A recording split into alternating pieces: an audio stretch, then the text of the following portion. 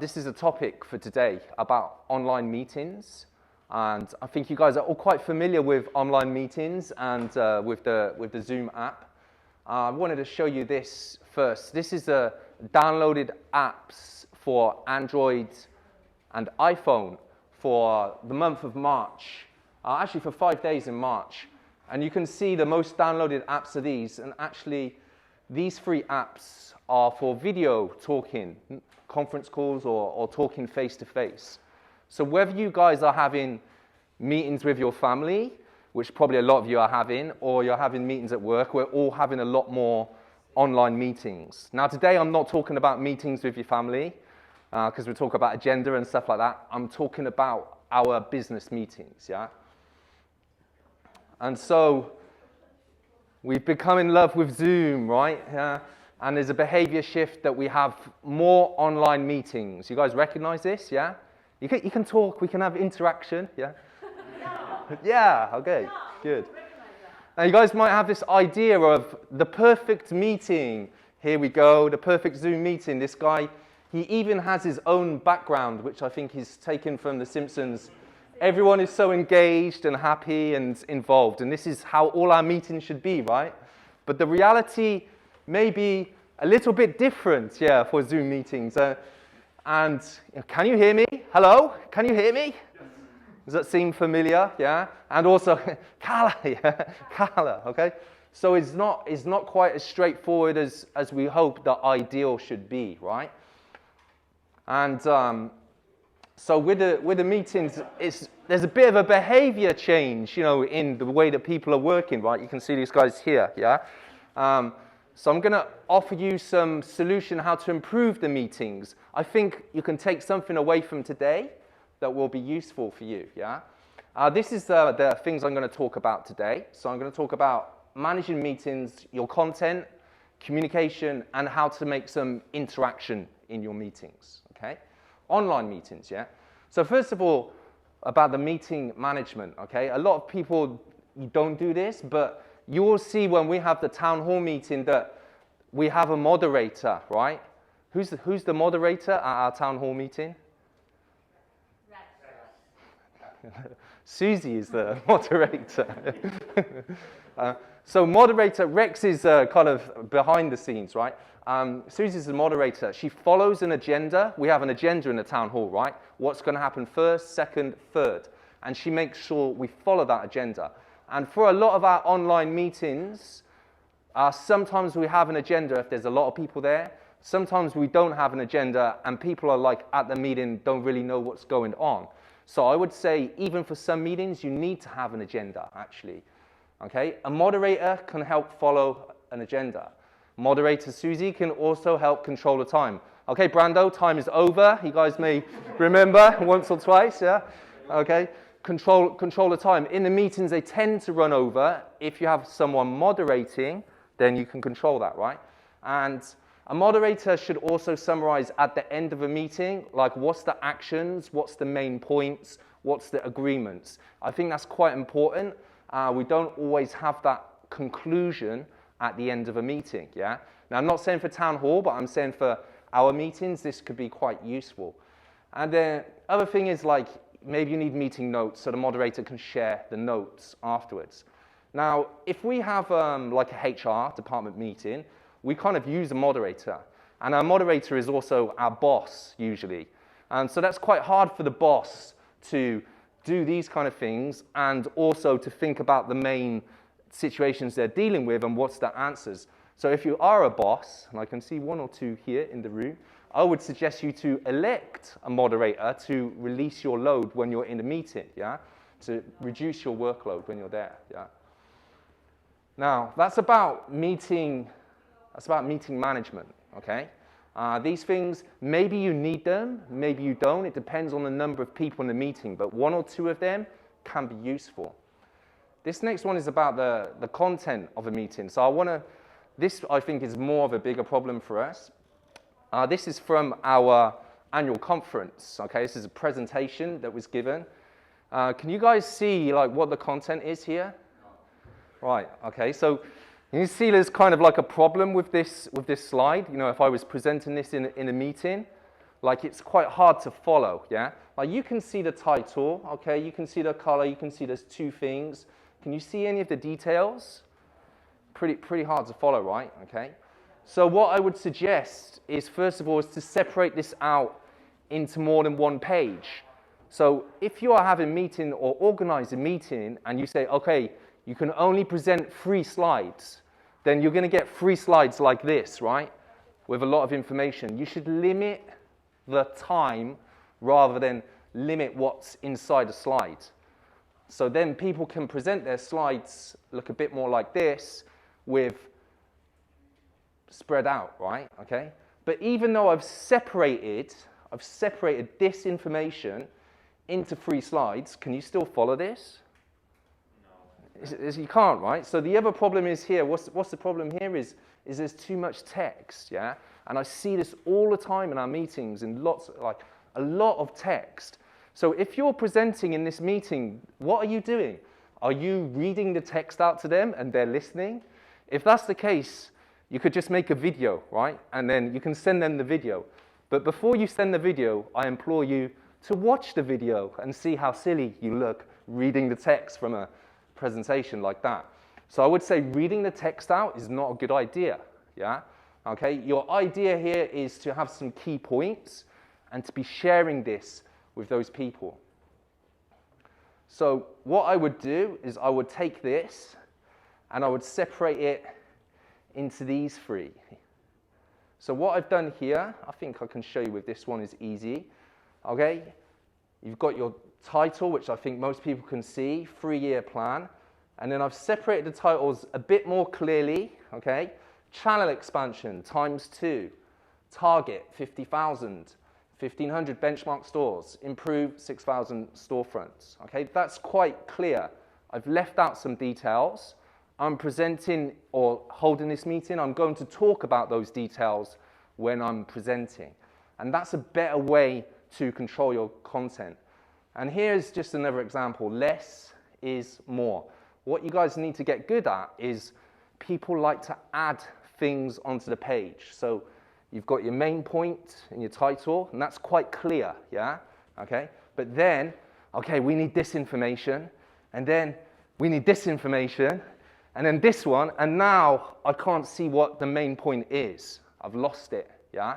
Okay? So what I would say to you guys is try to think when you're doing a presentation or you're having a meeting and you're holding material there, is what is the key point you're trying to get across? And your key point should be on the page here. Key point should be on the page here. And not all of these extra information that's only going to confuse people and they're not going to see the key points, yeah? So I say start from the basics. That's going to help you. Summarize to improve your content. Simplify your content, okay? Take the text and lots of words out. Keep it more simple. Put pages into several pages, okay? Don't sit there and simply read off the pages to them. The best presentations I think I see, you guys see the GSK presentation at the end of year? So he has a lot of content, right? But he's data, and he interprets the data for you and walks you through the data. He never presents a page with huge amounts of text, yeah? Because people can't follow. So I think that's a really good example.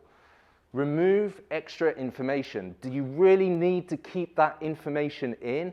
Extra information confuses people, yeah? And I see a lot of confused people at meetings the last 3 months, yeah? Okay, I think I'm going backwards now. Okay, now the other thing is, if you're only presenting this information, you're going to talk about the things that go in between. So you need to know your content. If you don't know your content, you cannot talk about what's in between, right? Okay? So that's why I think sometimes when I see a page with lots of writing, I think, and the person's reading, I'm like, this person doesn't know what they're talking about. They're just reading off the page, yeah? And if that's the case, and they don't understand, and you're in a meeting, you cannot understand too, yeah? So I would implore people to take as much time to know their content before they talk about something in a meeting. They can explain it better. Now about communication, very simple, I think, clear communication.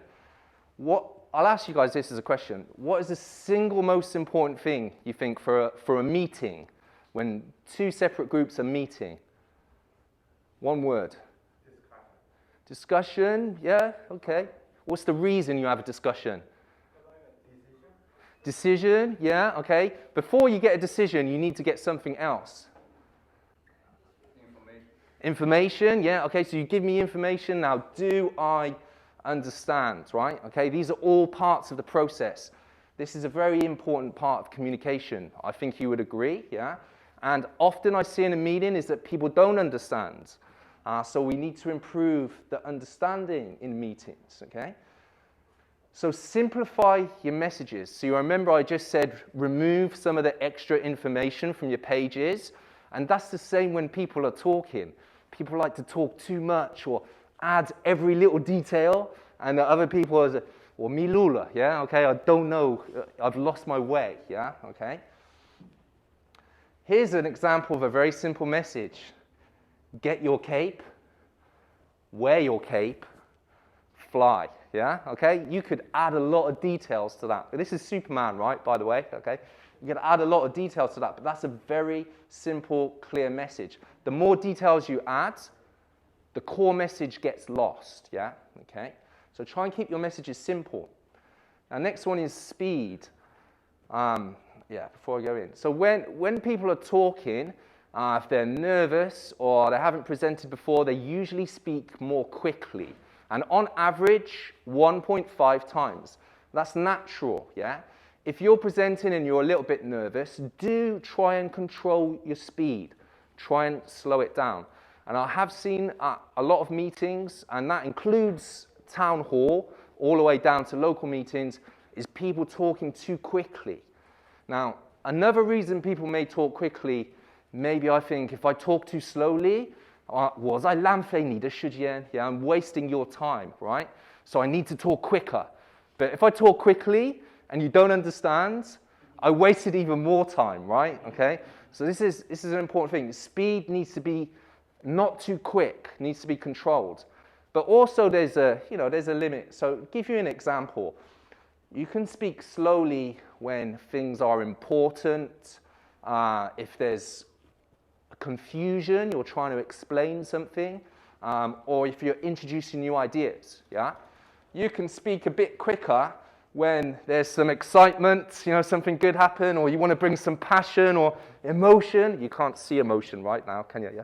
Emotion to the thing, to your meeting, okay? But controlling your speed to give a clear message, very important, yeah? Check regularly for understanding. Now, if you take the town hall as an example, you've got 400 people, you cannot check for understanding, okay?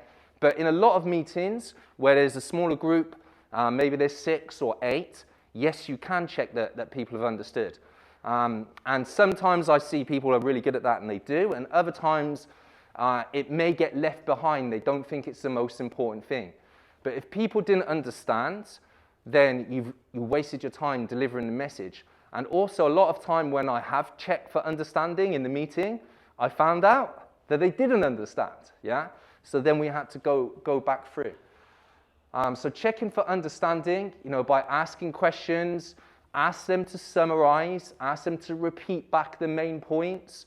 This is all ways to do that. But make sure they're ready for that. Single most important thing for meeting, okay, is understanding. Just to summarize, simplify what you're saying, keep it more simple and basic, control your speed, and check regularly that people have understood, yeah? Now, you can just say, hey, did you understand? They say, yes. Yes, I did. Yeah. How do you know? So you may have to ask a few more questions, yeah? Get them to, we'll talk about the interaction now. So improving interaction, I do like this one. You were not in the meeting. It should have been an email. Okay, so sometimes we have meetings for different purpose. I think the Western concept of a meeting is it should be a discussion to make a decision. I think the Asian concept of a meeting is a quicker way to share information to a group of people. So in that case, they may say, well, it could have been an email, but sometimes face-to-face communication is better than email. Yeah. So what I will say, I would think it's better in a meeting if people can make a contribution. A lot of the time, I see people joining meetings and they just sit there for the whole time and leave, and they never contributed anything. So maybe you did not need to invite those people to the meeting. So consider who you're inviting. Maybe you don't need to invite everyone. Now, it's easy to lose focus in a meeting. People can get switched off, right? So how can you keep them engaged? And I would say by getting them to participate. So I'm going to show you some examples of participation, but I thought I'd just share this quickly. This is someone that obviously is not engaged in their meeting and lost their focus. Oops, let me just go back there. Watch the guy with the arrow.